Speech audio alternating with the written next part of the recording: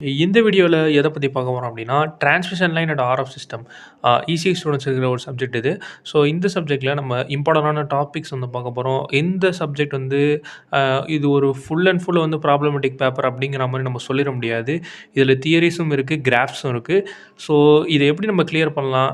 இதில என்னென்னலாம் கவர் பண்ணணும் ஃபர்ஸ்ட்டு, அது எல்லாத்தையும் நம்ம தெளிவா பார்க்கலாம். ஸோ வாங்க வீடியோ ஸ்டார்ட் பண்ணலாம்.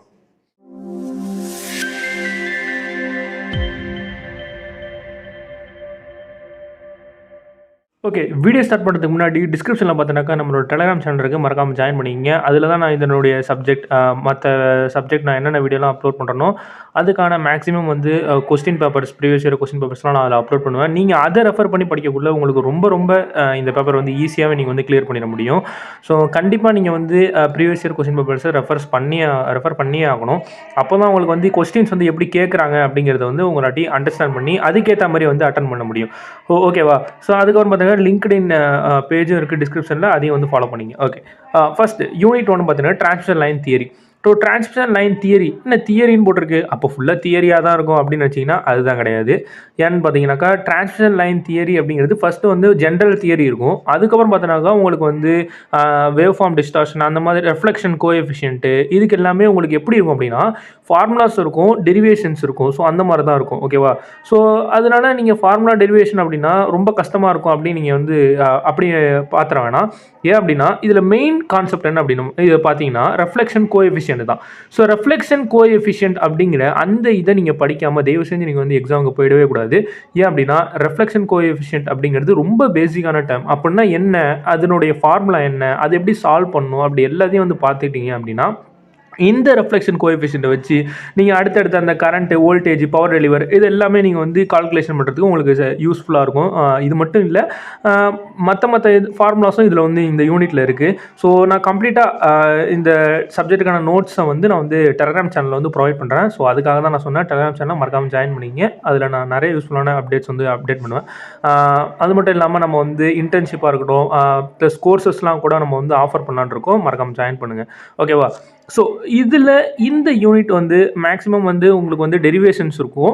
ப்ராப்ளம்ஸ்ன்னு பார்த்தோன்னாக்கா உங்களுக்கு வந்து ப்ராப்ளம்ஸ் வந்து கேட்பாங்க. அது எப்படி கேட்பாங்க அப்படின்னா ஒரு சில பல யூனிட் வந்து கொடுத்துட்டு அதுக்கப்புறம் அதனுடைய கரண்ட்டு, வோல்டேஜ், பவர் டெலிவரிலாம் வந்து கண்டுபிடிங்க, எஃபிஷியன்சி கண்டுபிடிங்க அப்படின்னு வந்து சொல்லிடுவாங்க. எக்ஸாம்பிளுக்கு எப்படி கேட்குறாங்க அப்படிங்கிறத வந்து பார்த்துருவோம். ஃபர்ஸ்ட் கொஸ்டின் எப்படி கேட்டிருக்காங்கன்னு பாருங்கள். Derive the expression for the attenuation and phase constant. So சொன்னால் பார்த்தீங்களா டெரிவேஷன் அதுதான் இருக்கும் அப்படின்னு சொன்னோன்னா எக்ஸ்பிரஷன் வந்து இங்கே வந்து கேட்டிருக்காங்க.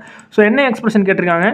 Attenuation and phase constants after obtaining an expression for the characteristic impedance. இதை கண்டுபிடிச்சிட்டு அடுத்த இதெல்லாம் வந்து சால்வ் பண்ணுங்க அப்படிங்கிற மாதிரி சொல்லியிருக்காங்க இல்லையா? ஸோ எக்ஸ்பிரஷன்ஸ் வந்து நீங்கள் சால்வ் பண்ணுற மாதிரி இருக்கும், அவ்வளோதான். மற்றபடி அதுக்கப்புறம் பார்த்தீங்கன்னாக்கா ரெஃப்ளெக்ஷன் லாஸ் வந்து கேட்டிருக்காங்க. Mismatch between source and load இம்பிடன்ஸோட மிஸ்மேட்ச் வச்சு ரெஃப்ளெக்ஷன் லாஸ் வந்து கேட்டிருக்காங்க. அதை ட்ராவும் கேட்டிருக்காங்க. ஓகேவா?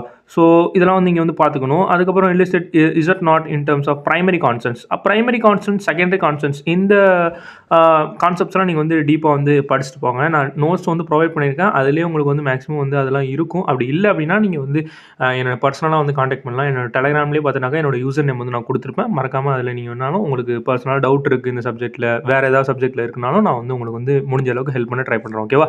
ஸோ இந்த மாதிரி கேட்டிருக்காங்க. அதேமாதிரி இன்னொரு இதையும் ரெஃபர் பண்ணிடலாம். ஓகேவா?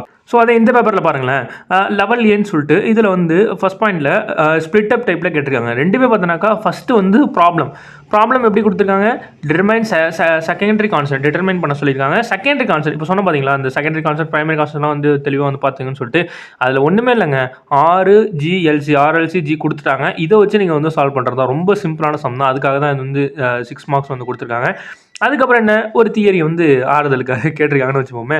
So 2 type of wave form distortion வந்து கேட்டிருக்காங்க. என்ன கேட்டிருக்காங்க? டிரான்ஸ்மிஷன் லைனு அண்டு கண்டிஷனும் வந்து கேட்டிருக்காங்க. டிஸ்டார்ஷன்லெஸ் லைனுக்கு வந்து கண்டிஷனும் வந்து கேட்டிருக்காங்க. ஸோ இது வந்து இந்த மாதிரியும் வந்து கேட்கலாம். அதுக்கப்புறம் பார்த்தீங்கன்னாக்கா எக்ஸ்பிரஷன் நான் சொன்ன மாதிரி மேக்ஸிமம் வந்து எக்ஸ்பிரஷன் தான். இதில் என்ன எக்ஸ்பிரஷன் கேட்டிருக்காங்க? Current, voltage at any point, அதாவது ஒரு டிரான்ஸ்மிஷன் லைன் வந்து எடுத்துக்கங்க, அதுக்கு லென்த் வந்து எல்ன்னு சொல்லிட்டாங்க, அது Z0 டெர்மினேட் ஆகுது அப்படின்னு சொல்லிட்டு இதனுடைய கரண்ட் வோல்டேஜ் கேட்டிருக்காங்க. ஸோ சொன்ன பார்த்தீங்களா, அது மாதிரி தான் வந்து எக்ஸ்பிரஷன் தான் வந்து கேட்டிருக்காங்க. ஸோ ப்ராப்ளம்ஸ் வந்து மேக்ஸிமம் வந்து கேட்டாலுமே உங்களுக்கு வந்து கம்மியான மார்க்ஸ் தான் மேக்ஸிமம் வரும். ஸோ இந்த யூனிட்டை பொறுத்தளவில் உங்களுக்கு டெரிவேஷன், எக்ஸ்பிரஷன்ஸ் இருக்கும். ஸோ அதெல்லாம் தெளிவாக வந்து பார்த்துருங்க. ஸோ நெக்ஸ்ட் வந்து unit 2 high frequency transmission line. Transmission லைன்லேயே ஹை ஃப்ரீக்வன்சி அதை பற்றி நம்ம வந்து இந்த யூனிட்டில் வந்து படிப்போம். ஸோ ஹை ஃப்ரீக்வன்சின்னு வந்துட்டாலே நமக்கு என்னென்ன டேர்ம்ஸ்லாம் வந்து இன்வால்வ்மெண்ட் ஆகும் அப்படின்னா விஎஸ்டபிள்யூஆர், அப்புறம் ரெஃப்ளெக்ஷன் லாஸ், இதில் வேவ் லென்த், இது எல்லாமே வந்து வரும். ஸோ அப்போ வந்து ஹை ஃப்ரீக்வன்சி இந்த யூனிட்டை பொறுத்தளவில் டிரான்ஸ்மிஷன் லைன் ஈக்குவேஷன் ரேடியோ ஃப்ரீக்வன்சிக்கு வந்து நீங்கள் வந்து அந்த ஈக்குவேஷன்ஸ் வந்து சால்வ் பண்ணணும். அதுக்கப்புறம் லைன் ஆஃப் ஜீரோ டிஸ்பேஷன் சொல்லிட்டு ஒரு நியூ கான்செப்ட்.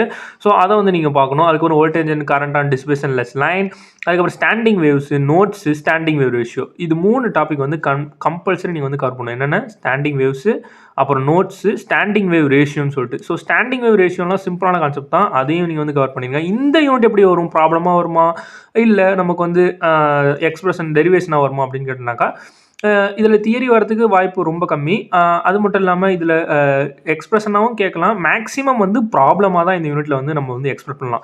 ஏன் அப்படின்னு பார்த்தோன்னாக்கா input impedance of the dissipation line, open and short circuited line, power and impedance, இதெல்லாம் பார்த்தாலே உங்களுக்கு தெரியும் இது வந்து ப்ராப்ளம்ஸில் தான் நமக்கு வந்து கேட்பாங்க. ஏன் அப்படின்னா பவர் கண்டுபிடிங்க, இம்பிடன்ஸ் மெஷர்மெண்ட், இம்பிடன்ஸ் வந்து கண்டுபிடிங்க அப்படின்னு வந்து கேட்பாங்க. அந்த லைன் வந்து ஒரு லைனோட பேராமீட்டர் வந்து கொடுத்துருவாங்க. அந்த ரெசிஸ்டன்ஸாக இருக்கட்டும், இண்டக்டன்ஸாக இருக்கட்டும், எல்லாமே வந்து கொடுத்துட்டாங்க அப்படின்னா அதை வச்சு நம்ம வந்து ரெஃப்ளெக்ஷன் லாஸாக இருக்கட்டும், அதுமாரி மற்ற பேராமீட்டர்ஸ்லாம் வந்து கண்டுபிடிக்கிற மாதிரி இருக்கும். ஸோ ஒரு எக்ஸாம்பிளுக்கு நம்ம வந்து இப்போ பார்த்துடலாம். இதில் எப்படி கேட்டிருக்காங்க அப்படின்னு பாருங்கள். யூனிட் 2ல் டிரான்ஸ்மிஷன் லைன் சொல்லிட்டு கேரக்டரிஸ்டிக் இம்பிடன்ஸ் வந்து Z0 வந்து கொடுத்துருக்காங்க, ஒரு ஆங்கிளோட கொடுத்துருக்காங்க. அதுக்கப்புறம் ஒரு ZR வந்து கொடுத்துருக்காங்க. அதுக்கப்புறம் கால்குலேட் VSWR சொன்னால் பார்த்தீங்களா, அந்த கான்செப்ட் VSWR வந்து கேட்டிருக்காங்க, ரெஃப்ளெக்ஷன் லாஸ் கேட்டிருக்காங்க, ரெஃப்ளெக்ஷன் கோஎஃபிஷியன்ட் கேட்டிருக்காங்க. ஸோ ஃபுல்லாக வந்து இது வந்து ப்ராப்ளம் தான்.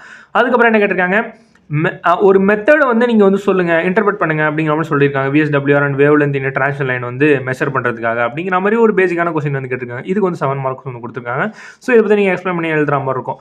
அதுக்கப்புறம் பார்த்தீங்கன்னா determine the reflection coefficient VSWR input impedance for transmission line terminated with matched short circuited and open circuited. அதாவது அவங்க வந்து வேல்யூஸ் மென்ஷன் பண்ணல, பட் வந்து ஷார்ட் சர்க்யூட்டட், ஓப்பன் சர்க்யூட்டட் லோட்ஸில் நீங்கள் வந்து இதெல்லாம் வந்து கண்டுபிடிங்க அப்படின்னு சொல்லியிருக்காங்க. அப்போ இதுவுமே உங்களுக்கு வந்து வேல்யூஸ் இல்லை, நம்மளாவே ஓனாகவே வந்து நம்ம ஷார்ட் சர்க்யூட்டடில் எப்படி இருக்கும், ஓப்பன் சர்க்யூட்டில் எப்படி இருக்கும்னு சொல்லிட்டு இதெல்லாமே நம்ம வந்து டிட்டர்மைன் பண்ணி காமிக்கிறோம். ஸோ இதையும் நீங்கள் வந்து அட்டன் பண்ணிடலாம்.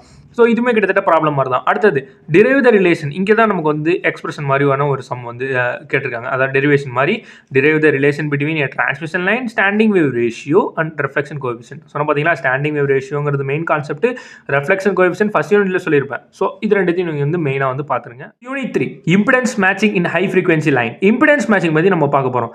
அது என்ன இம்பிடன்ஸ் மேட்சிங் அப்படின்னா, யூனிட் 3ல பார்த்தோன்னாக்கா இந்த இம்பிடன்ஸ் மேட்சிங்கில் quarter wave transform, 1/8 wave line, half wave line, இந்த மாதிரியான கான்செப்ட்ஸ்லாம் வரும்.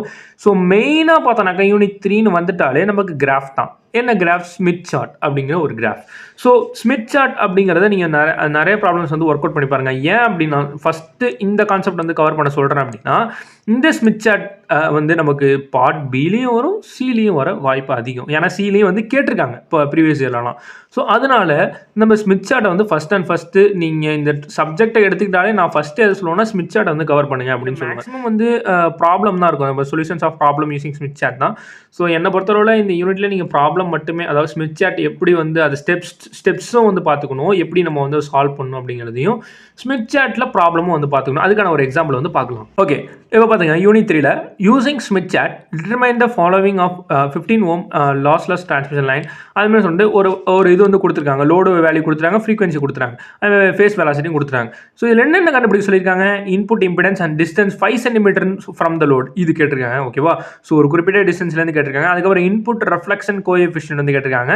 அதுக்கப்புறம் VSWR நான் சொன்ன பார்த்தீங்களா, போன யூனிட்டில் பார்த்தது வந்து இதுலேயும் வரும்னு சொல்லிட்டு. ஸோ இது வந்து சிம்பிளாக கால்குலேட் பண்ணிடலாம். அதுக்கப்புறம் இன்புட் அண்ட் லோட் அட்மிட்டன்ஸ் வந்து கேட்டிருக்காங்க. ஸோ இதெல்லாமே வந்து நீங்கள் வந்து பார்க்குற மாதிரி இருக்கும். ஸ்மித் சார்ட்டை பொறுத்தவரை பேசிக்காக இந்த 4 தான் வந்து கேட்குறாங்க. ஸோ இந்த 4 நீங்கள் எப்படி ஃபைன் பண்ணுறது அப்படின்னு பார்த்துங்க. எக்ஸ்ட்ராவாக 2 பேராமீட்டர் சேர்த்து பார்த்துக்கிறது நல்லது. அது மட்டும் இல்லாமல் இந்த இதிலே பார்த்தோன்னாக்கா நமக்கு quarter wave transform, half wave transform சொல்லிட்டு சொன்னோம் பார்த்தீங்களா. ஸோ அதில் quarter wave transform, half wave transform ரெண்டுத்தையும் கம்பேர் பண்ணி நீங்கள் வந்து கவர் பண்ணுறது என்ன கேட்டால் ரொம்ப சேஃப்னு சொல்லுவேன் இந்த சாப்டர் பொறுத்தளவில். ஏன் அப்படின்னா இதில் வந்து கேட்டிருக்காங்க பாருங்களேன், குவார்டர் வேவ் டிரான்ஸ்ஃபார்ம் இந்த எலக்ட்ரிக் சிக்னல் டிஸ்ட்ரிபியூஷன் சொல்லிட்டு அவங்க என்னென்ன கொடுத்துருக்காங்க, ஒரு வந்து determine the length and impedance வந்து கண்டுபிடிங்க அப்படின்னு சொல்லியிருக்காங்க. 150 ohm load 2S 75 ohm line at frequency ஆஃப்னு சொல்லிட்டு ஒரு ஃப்ரீக்வன்சி வந்து கொடுத்துருக்காங்க. ஸோ இந்த மாதிரி ப்ராப்ளம் கேட்டாலும் நீங்கள் வந்து சால்வ் பண்ண தெரிஞ்சிருக்கணும். ஓகேவா? ஸோ இதையும் வந்து பார்த்துருங்க. நான் வந்து இது வந்து ஃபர்ஸ்ட் அண்ட் ப்ரிஃபரன்ஸ் பார்த்தீங்கன்னாக்கா நமக்கு வந்து ஸ்மித் சார்ட் தான். அதுக்கப்புறம் நம்ம வந்து குவார்ட்டர் வேவ், ஹாஃப் வேவ் இதெல்லாமே நீங்கள் கம்பேர் பண்ணி படிச்சிங்கன்னா ரொம்ப ஈஸியாக தான் இருக்கும். ஸோ அவ்வளோதான் இந்த யூனிட்டில் இருக்குது. Next unit 4 waveguides. Wave கைட்ஸ்னு ஒரு நியூ டாபிக் உள்ள வரும். So waves between parallel planes of perfect conductors அதேமாரி வந்து வரும். ஸோ இதில் மெயின் கான்செப்ட் என்ன அப்படின்னா, இங்கே வந்து பாருங்களேன், டிஇ அண்ட் டிஎம் வேவ்ஸ்ன்னு சொல்லிட்டு இருக்கா.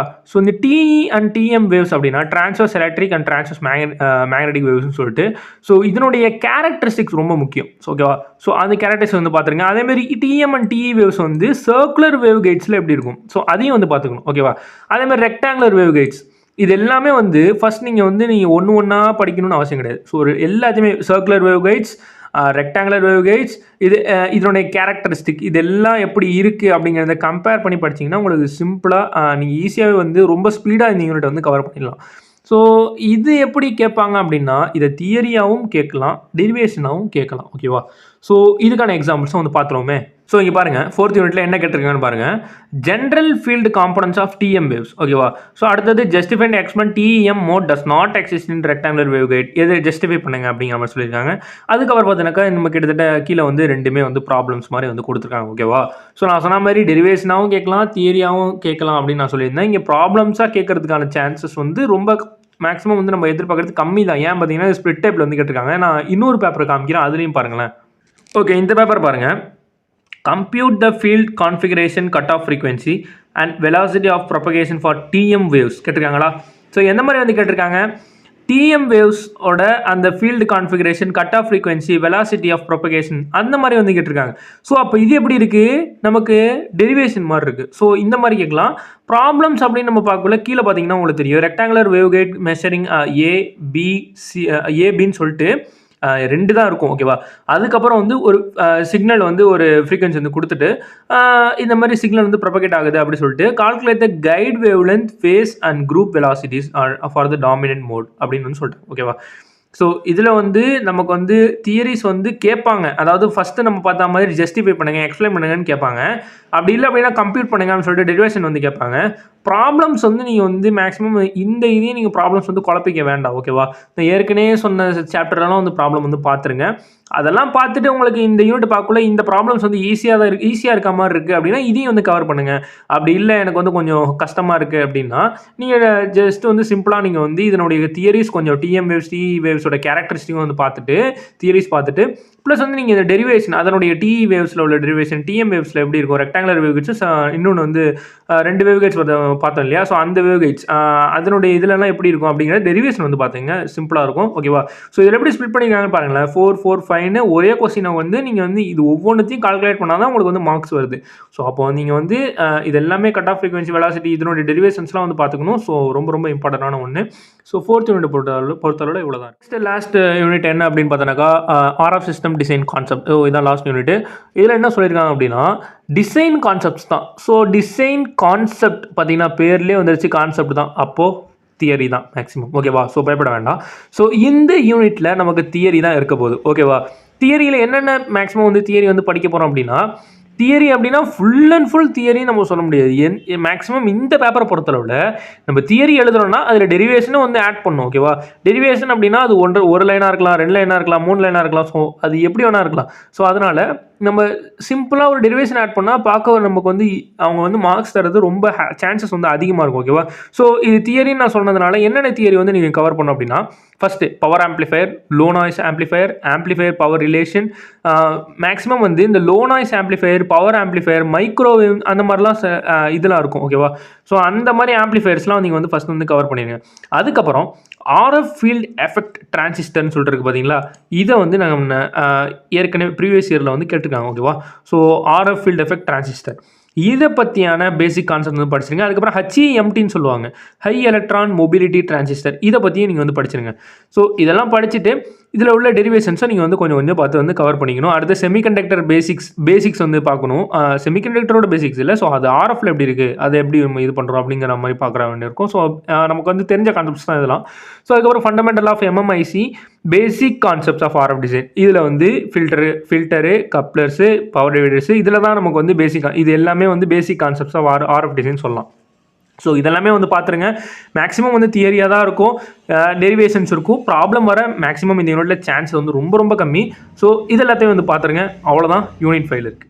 எந்தெந்த யூனிட்டை எப்படி எப்படி அப்ரோச் பண்ணணும் அப்படிங்கிற ஒரு ஐடியா இதன் மூலிமா உங்களுக்கு வந்து கிடச்சிருக்குன்னு நான் நம்புகிறேன். ஸோ அது மட்டும் இல்லாமல் இந்த கொஸ்டின் பேப்பர்ஸ் நான் இந்த வீடியோவில் ஷோ பண்ண கொஸ்டின்ஸ்லாம் எல்லாமே வந்து டெலகிராம் சேனலில் நான் அந்த கொஸ்டின் பேப்பர்ஸ் வந்து ப்ரொவைட் பண்ணியிருக்கேன். ஸோ அவ்வளோதான் இந்த வீடியோ. அடுத்த வீடியோவில் பார்க்கலாம். தேங்க்ஸ் ஃபார் வாட்சிங்.